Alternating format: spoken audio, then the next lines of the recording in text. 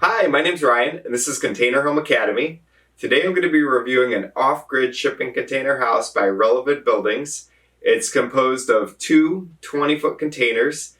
This company is located only 40 minutes away from the Port of Portland, so that gives them a chance to run down there, pick their favorite containers out, and then have them delivered in a short period of time. I'm Joe with Relevant Buildings.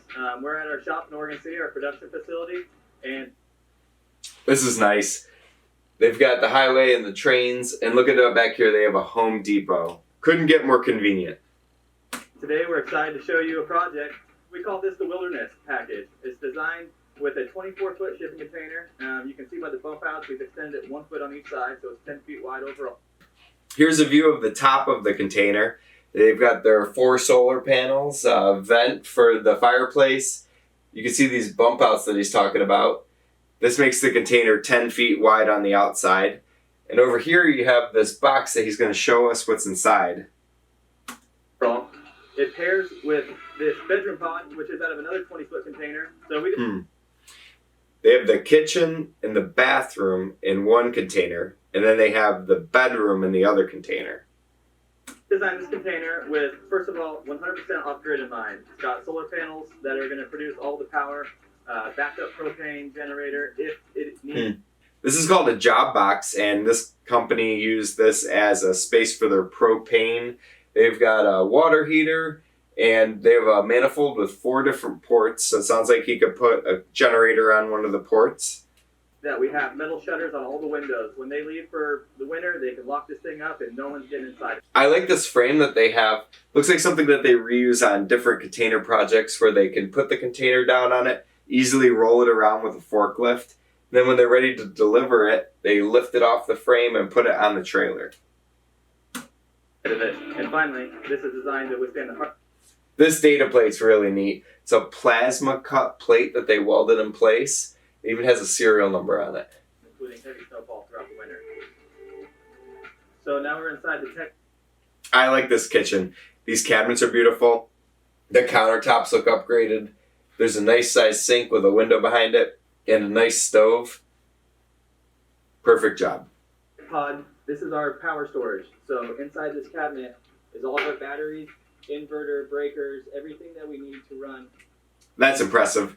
They have 3 lithium-ion batteries, 200 amp hours per piece. They have the matching controllers and modulators up top.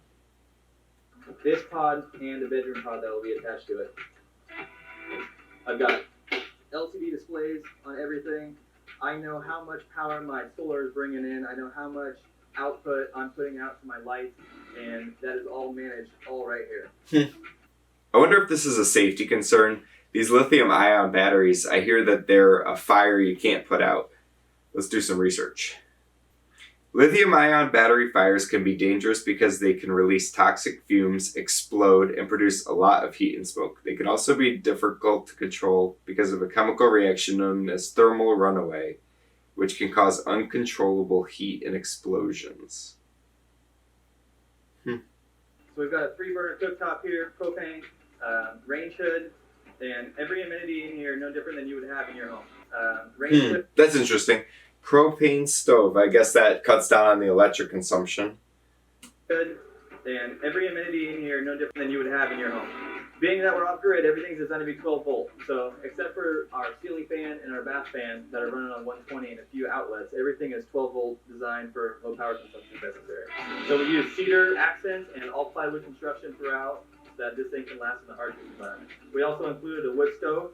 It's so small, but I bet it puts out quite a bit of heat, especially in one of these tiny containers with the insulation that they put in. They have the metal behind it to keep it nice and safe underneath it as well.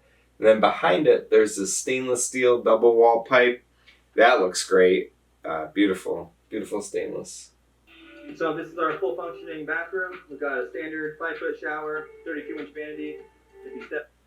That shower is awesome. A single piece shower guarantees there's no leaks. They have a couple of little seats and a window above it. Allows some of that moisture to escape, airflow to come in.